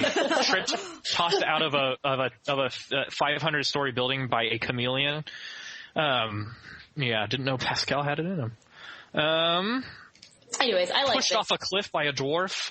Yeah, there you go. Or by centrifugal force of a boulder that you were trying to smother a dwarf did it with. To herself. Okay, this one is a pretty good death. There's a lot of falling deaths, although the hardcore Disney fans will argue that it wasn't the fall that killed him, it was the vines and the gravity. But still, a fall was involved. Yeah, his neck was appropriately snapped. Yeah, so Clayton gets his ignominious death. And it's kind of an abrupt ending. Yeah. But not really, because Tarzan is still doesn't get that he's supposed to say, Tarzan go with Jane, Tarzan go with Jane, or Jane stay with Tarzan. It's just like, well, I guess this is goodbye. And he gets the handshake of doom. Trust me, guys, you do not want the handshake of doom. unless you're at the MTC. The hand hug. In which case, a handshake can go a long way emotionally. But yeah, She was laying it out there. She really was. She's like, so, see you around? Tarzan's like, yeah, bye. Tarzan now leader of pack. Tarzan now have responsibilities. Jane's like, okay, bye. No, the Emperor needs to pop up and be like, you don't meet a girl like that every dynasty. Sorry, Chelsea, go ahead. Oh, man. But I love it when, like, she does, like, come to her senses. Or, no, the dad was like, I feel like you belong here. Like, okay, first, what dad would ever say that? Yes, my child, go and live in the jungle for the rest of your life. But yeah, like, what dad would say that? And then, yeah, but then when she finally gets up there, the kiss is hilarious because he's like, what the crap are you doing to me? And then, wait, and then he's I like this. Let's try this again. I thought it was funny. Yeah. So, and then the whole jungle is watching, apparently, after they make out. Yeah. She makes the move. Yeah, Are there other Disney movies where the female, I mean, I think of Enchanted, which is another one of Kevin Lima's work. He loves these proactive leads. Women, that is. But yeah, she's making the moves on Tarzan. She finally gave in to her inner animal. Oh yeah, that's funny. Then she does that voice, and they're all like, she does the that one, something and like they all that. go uproar. They're like, yeah, now we understand what's going on. Yeah. So, Yeah. good times. So, and then Mr. Porter's like, screw this, just tell him we got lost in the jungle, or something like that. You never found us. He does After all, people get lost in the jungle all the time. My question. And the captain's like, you still need to pay me. It's like, They always dang did. it. No, okay, so my question, if you were to run away from society to live with this monkey man that you met, would you want your father there? No. Yeah, that's my thing. I'm like, let's just start this fresh, just the two of us. We don't need my dad hanging around. Maybe he inconveniently got swallowed by quicksand a few weeks later. Ooh, sinister. Well, there is we get to find out because there was the cartoon series, Legend of Tarzan or something like that. I never saw. It's got all sorts of goofy storylines. Like at one point, like Jane's snobby girlfriends, like from London, come over, right. What? and they want to have a picnic. Yeah. Like Jane's friends come over, and they're like too, prissy and proper. And there's even one where a nature documentary guy, like a la King Kong, he comes to their jungle to film Tarzan. But he wants Tarzan to act. He doesn't want him to be natural, So Tarzan learns about being true to yourself. So what is this? This becomes like a vacation destination? It seems like people are just stopping by. Yeah, actually, like, I was in the neighborhood. Actually, in the series, there's like a World War I flying ace that just happens to be Jane's friend that just drops by for a visit. That's right. Okay, Turns out he's a spy for the Nazis. Yeah. It gets really big. Also, there's actually an episode where they meet the author of Tarzan, of the book. He's a character, and he meets Tarzan, is inspired, and then writes the book. Yeah. So that means that somewhere in the Disney archives, one, there's Adolf Hitler, those old propaganda cartoons, and two, there's this guy. They actually have Edgar Rice Burroughs on the show as a character who shows up, meets Tarzan, is inspired by him, and then writes the story of Tarzan. Get it? Nice, I get it. That's clever. Yeah, clever. Oh, sequels. Why couldn't you stop? Okay, so there were 2 sequels, but we're not going to talk about those. So let's rate it. I'm going to give this movie 4 stars. I thought it was really good. Lots of really great points. The animation was really cool. Great story. It wasn't one that... It was a lot of really good things with it, but yeah, it doesn't really appeal to my replay value system, I guess. But it was still really good. 4 stars. I'm torn between 4 and 4.5. I can't be like Myra and do 4.25. I'll do 4 stars for Tarzan. Well, 4.5. Okay, 4.5 because I really like Tarzan. It's definitely in my top 5 Disney films. Wow. And, I love the adventure factor. I love the hero's rise, to herohood. I love, the law of the jungle and the seriousness and kind of the brutality of the film, I guess you could say. Not to mention the soundtrack. So, take away Terk, and it would have probably been a perfect movie, although I think I still stand by my reasoning that Terk was somewhat, needed and essential. I wouldn't go quite to essential, but he was useful. That's no, Chelsea. You cannot refute his review. All right. I am sorry. This is the law of the jungle. Man must not refute review of another man. Ape must not kill ape. Oh, I'm so excited for that movie. So I am going to give this 4 stars as well. I love this movie. I thought the visuals were just superb. Even watching it 15 years later, wow, that's crazy to say. It still holds up. It looks great. The 2D blend with 3D animation is beautiful. The deep canvas, way of animating and the backgrounds were fun. And it brought something new to 2D animation, which was really exciting. I love the characters. I love the songs. I know people really bash on Phil Collins and they hate him, but I loved Phil Collins and I love this soundtrack. So I'm all thumbs up for this. I thought the sidekicks were a little unnecessary. I would have liked this to be a little bit more serious of a film, and it really could have gone up an extra notch if they would have got rid of those 2 characters. But other than that, 4 stars. You mentioned the animation, and that is another reason why I like this film so much. It's just very unique. They didn't try to be super different like Home on the Range or even the character design for Atlantis. It was stylized, but at the same time, it was just very flowy, it demonstrated good principles and good mastery of the medium. Not to mention the challenge that it must have been to do some of these shots. They're just phenomenal. Especially with, deep canvas, allowed for CG cameras, which provide all sorts of, cinematic possibilities. But animating to that in 2D, that's kind of on the level of Roger Rabbit, how they managed to blend that.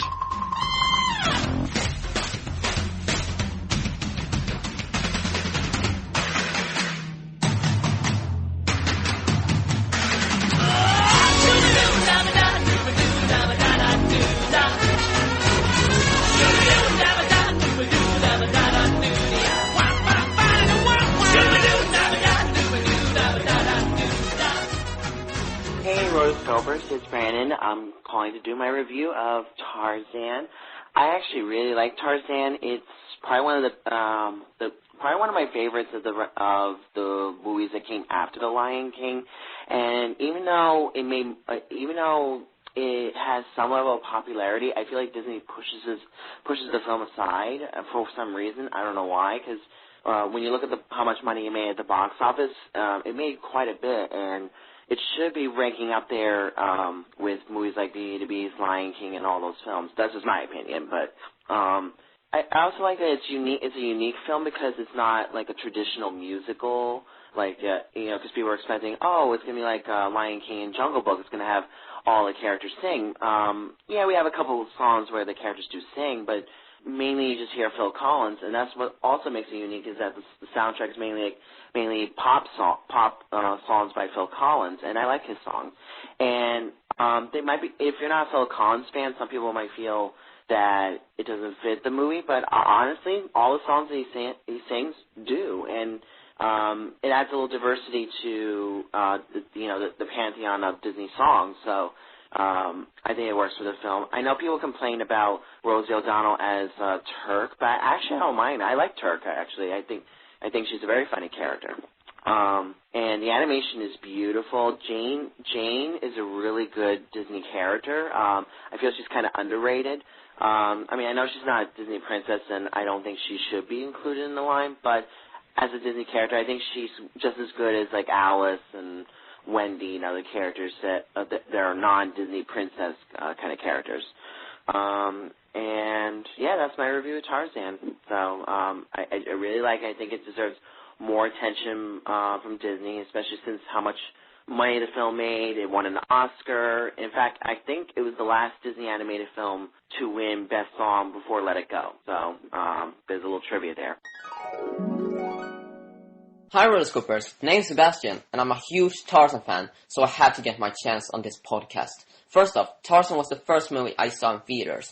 I grew up with the Disney Renaissance, like The Lion King, but for me, Tarzan was always my favorite growing up. I really liked the story, it had no plot holes, and it felt original, and I really liked the characters in the movie. And Terk and Tantor are one of the best Disney sidekicks, and I think that they should have their own movie. I mean, that quote that Tantor gave out, Are you sure this water is sanitary? It looks questionable to me. I mean, if you grew up with this movie, you just can't let go that quote. It's too funny. Just first off, the animation in Tarzan is just gorgeous. How they can mix 2D animation with 3D backgrounds is just amazing. And it looks so real. I really like the connection with Kala and Tarzan, because it's so well made from the beginning to end. Kala is definitely the strongest Disney mom. She saves and protects several gorillas in the movie. I think Tarzan and Jane are also very well developed characters, as they both share strong personalities. I really like that this movie goes into so much emotions at the same time, especially with Kerchak's character. After losing his son, we can really feel his sadness, and I always cry when watching the movie because it's so special. I really love this movie, and for me it's a masterpiece, and I give it 5 stars out of 5. I just think it's sad that this masterpiece is so underrated today. I think it deserves to be up in the vault with the other classics, because this movie is something special for sure. And Jane is a more interesting character than Disney Princess. I think her character is more developed and has more personality that girls can relate to. The music in Tarzan is flawless and so epic and feels so new at the same time. You'll Be in My Heart is so beautiful, and Strange Like Me is so inspirational. I think Phil Collins did a great job on the music and the score for the movie. So I also celebrated the 15th anniversary in June 18 and made a tribute to the movie by making my own trailer to show my love for the movie. The reason why I love Tarzan so much is because Tarzan's been part of me growing up and my family. It is a movie that I have shared the most with my family, and really it is what we believe the best Disney movie they released. Tarzan, The Lion King, and Dumbo are my inspiration of becoming an animator, as all of them share a strong story, strong music, and characters as well.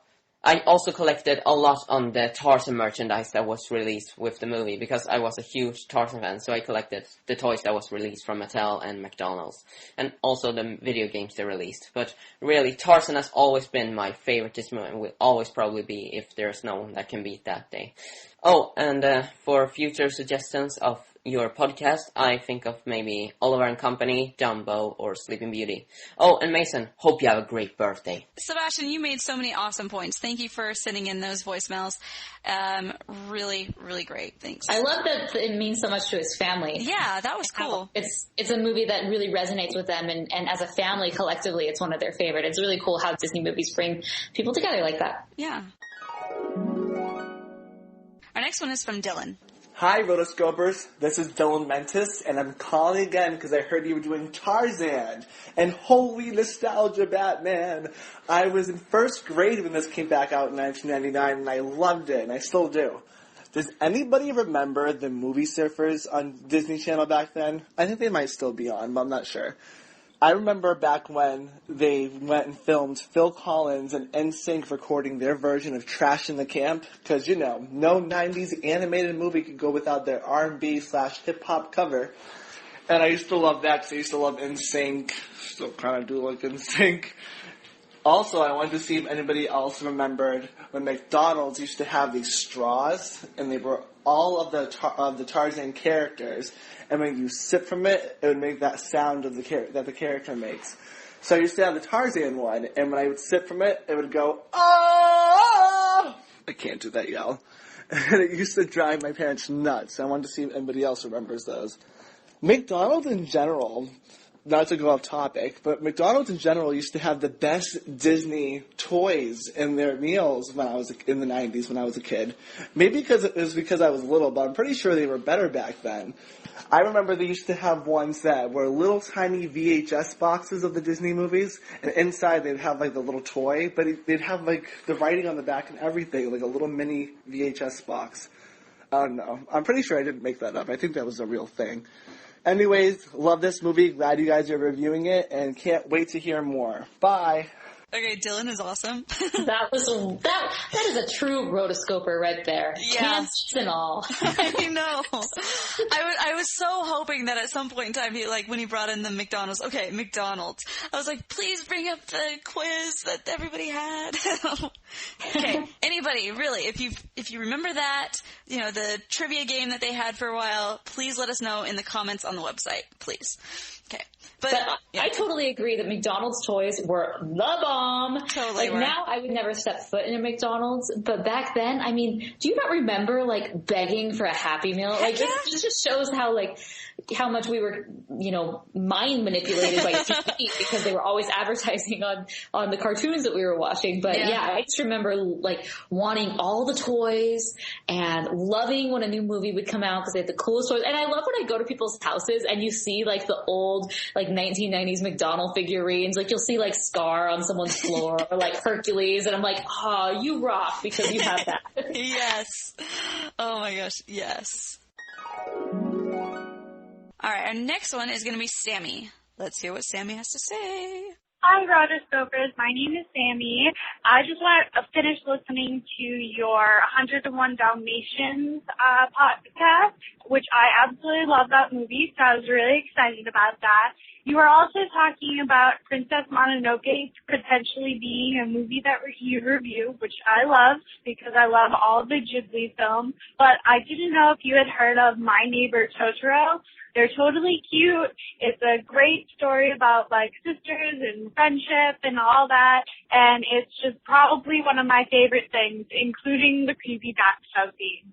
Hopefully that gets you hooked. Thanks so much for the podcast. Have a nice day. Thanks, Sammy. Yeah, I've heard a lot about My Neighbor Totoro, but I've never had a chance to see it. So that definitely should be like our next Ghibli film is that one, because that and Kiki's Delivery Service, but like everyone knows Kiki's Delivery Service. I kind of like to move on to something new.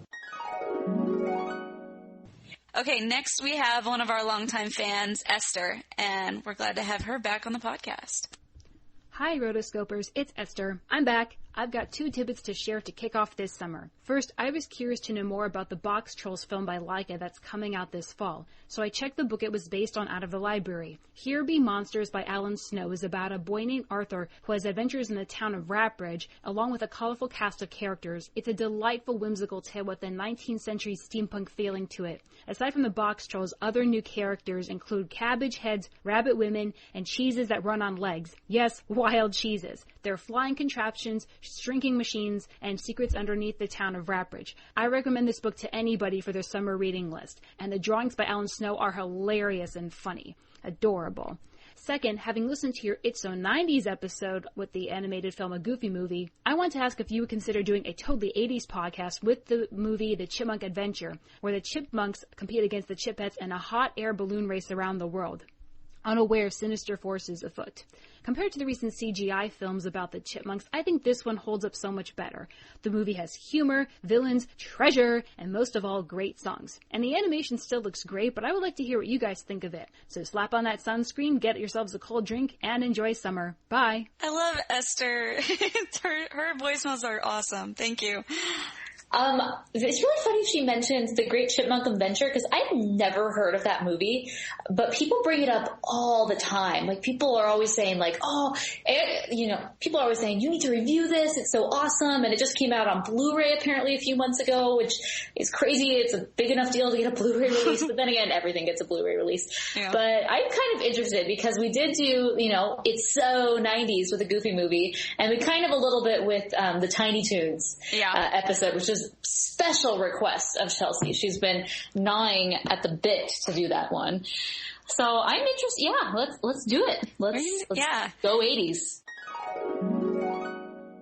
Okay, so now we're going to move into our mailbag segment. Some people have been commenting why we haven't read their mail on the episode, and that's because we actually kind of have a bit of a backlog. We have about 30 plus pieces of mail that we're going through, and we go through some and then we get more, and we're working through them, and we're trying to do oldest to newest. So if you sent one in the past week or so, it probably won't be on a few episodes from now, unless you send in a voicemail that's a movie review of the movie that we're doing. We move those to the front because it makes sense to hear your guys' reviews about those movies. So just wanted to let you guys know, keep sending them in to contact@rotoscopers.com, because we love the mailbag segment. So I'm going to read the first one. This one is from Matthew C. It says, first off, since you guys had a nerdy couch discussion in your last episode about animated henchmen, I thought I'd share my favorites. The reason why these are my favorites is probably because when it comes to Disney villain henchmen, I would prefer it when a henchman can actually be of some use to the villain, because I almost want to root for the villain enough to know that they won't always win. So here they go. 5, Felicia from The Great Mouse Detective. 4, Felicia, my darling. 4, Iago. 3, 3, the Shadow Demons from The Prince and the Frog. Creeper. 2, Brutus and Nero. Those are good ones. Yeah, I like those. 2, and 1, Flotsam and Jetsam. Maybe it's because Ursula is my favorite Disney villain, but I love Flotsam and Jetsam. I adore their creepiness, their usefulness to Ursula, and for some reason I really like that she actually seems to care for them, calling them her babies and poopsies. And how their deaths seem to be the last straw for Ursula to make her lose her cool. Anyway, on the real subject, Princess Mononoke. Well, he sent this in for the Princess Mononoke episode, but we had already recorded it, so that's why I'm including it now. Princess Mononoke is the second Studio Ghibli movie I ever saw, first being Spirited Away. I saw it in my 7th grade art class. It was the only time I saw it, so everything I say is just from what I remember. But from what I remember, I was a bit freaked out about how much blood and violence was shown. This was a time before I became weird. But I love the movie anyway. I personally love its themes, from the environmental ones to its anti-war ones. I also liked its strong feminine characters. Now that I know a bit more about Studio Ghibli and Hayao Miyazaki, I know that these are things Miyazaki feels strongly about, and this movie has a lot of his commentaries about these subjects. Since I feel similarly on these subjects as he does, I really resonated with this movie. Overall, this movie is a 5 out of 5 to me. And my favorite 101 Dalmatian character is Lucky, Matthew. Those are great. I love those. Those henchmen are really, really cool. I like it. I don't know if I would have chosen Felicia from The Great Mouse Detective, but now that you bring it up, I'm like, yes, I like it. She's so short-lived. Like, you barely see her. It's true. I feel like the bat in that movie would be like a better henchman, because she just like basically sits in the alley and like eats mice. Yeah. Or geckos or whatever. But interesting. It's good. I like hearing, ones that we didn't think of top of mind. Mm-hmm. So our next one is from Natasha. Natasha says, hey, I'm an aspiring 2D/3D artist and animator. I was just listening to your guys for the first time and I'm already a fan. I was listening to the last Unicorn episode and the idea that another listener had about the 2D/3D movie was great. It reminded me somewhat of a show I love to watch. All the characters seem to live in a 2D/3D world. It's called The Amazing World of Gumball. It's a very wacky animated TV show, and it's a combination of pretty much any style of animation out there.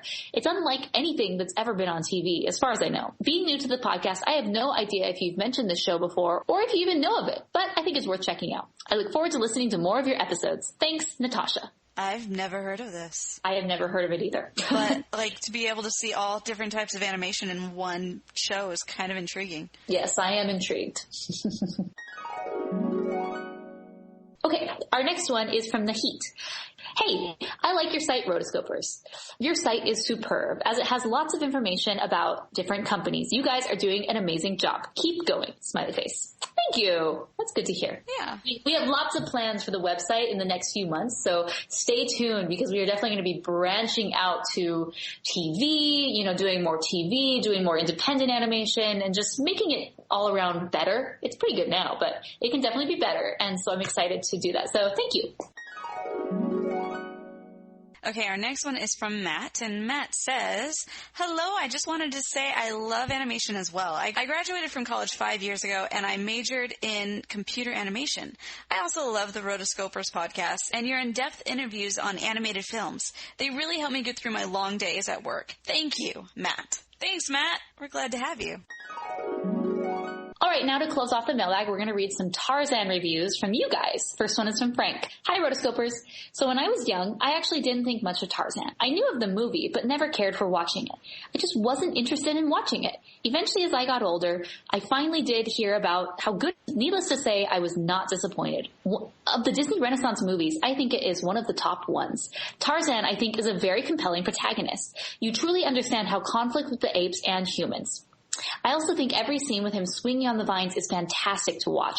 It's a movie from 1999 and the animation holds up very well.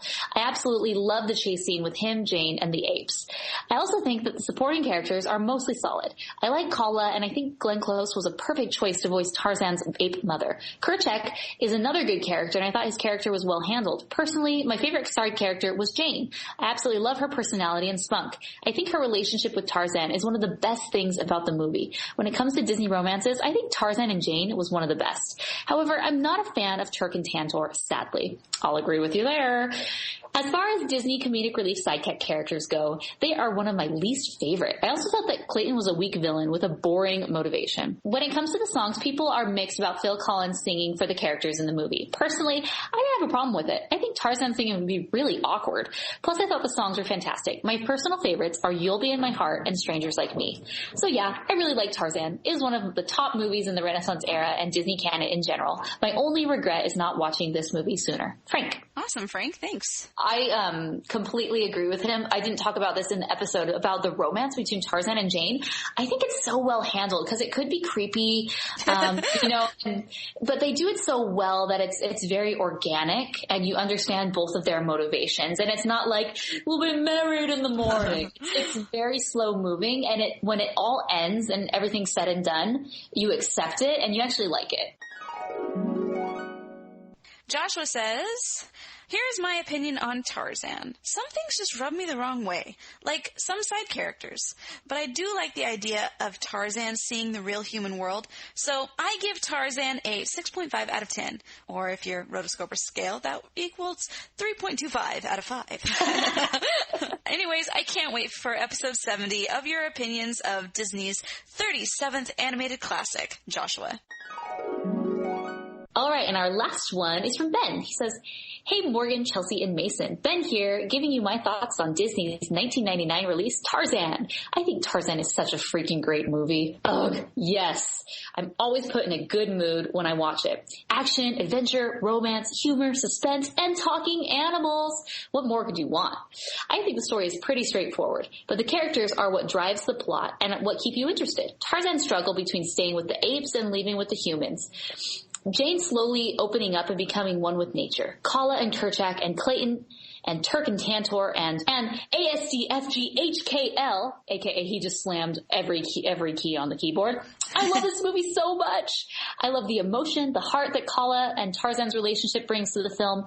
I think it is the biggest way the audience becomes invested in the movie. I love Tarzan and Jane's relationship too. They're just too cute together. And of course we have Rosie O'Donnell playing Rosie O'Donnell. I actually love Terk as a Disney sidekick, and I think her and Tantor are a great foil for Tarzan. And don't even get me started on the animation. Glenn Keane, deep canvas. The animation is flawless and innovative and truly amazing. But what else do we expect from Disney? The music is great too. You'll Be in My Heart, Son of Man, Strangers Like Me. Some don't like the music in Tarzan, but then again, some people are heartless. I think this is such a fun, exciting, and emotional roller coaster ride, and it's one of my favorites. Can't wait to hear the episode. Ben, play me out, Phil Collins! Can you show me? Strangers like me, tell me more, please show me something familiar about the strangers like me. So those of you who've been listening to our episodes recently, we've been doing themes, and this episode's theme was Mason's birthday episode, so it follows no theme.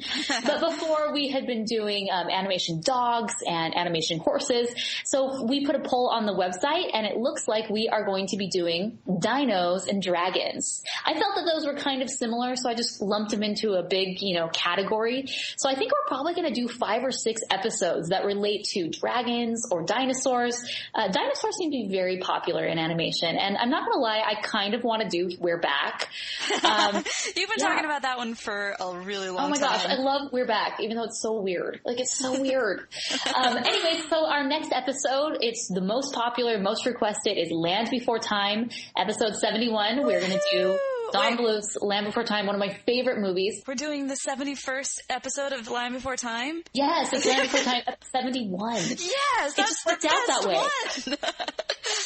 So if you want to send in your voicemails and emails of your reviews of that movie, be sure to send the emails to contact@rotoscopers.com, and then also send us a voicemail at rotoscopers.com/voicemails with an S. We're actually having a problem with our voicemail link, and I can't figure it out, so make sure to add an S, rotoscopers.com/voicemails, and it will get you there. Awesome. Land Before Time, 71. Holy moly, guys. This was such a great, amazing episode. Thank you so much for joining us today. Yes, if you want to keep up with the Rotoscopers, be sure to go to rotoscopers.com. That's where you can stay up to date with animation news, and you can find all of our social media links there. You can also find us on Hypable and Animated Views, Stitcher and iTunes, basically anywhere where good podcasts are found. Leave us a review if you haven't already. We appreciate it. And then, of course, go to the comments on this episode, rotoscopers.com/70. This is where you can all go to chime in your thoughts, give us your reviews if you weren't able to send in your voicemails or your mailbag, and we will be there. We'll be commenting. It's going to be a jungle of a time, if that's even a phrase. I don't think it is, but I just made it up. So I like it. Just go. It's fun. I love the comments on the website. I spend a lot of time there, and you should too. All right, guys. Until next time. We are the Rotoscopers.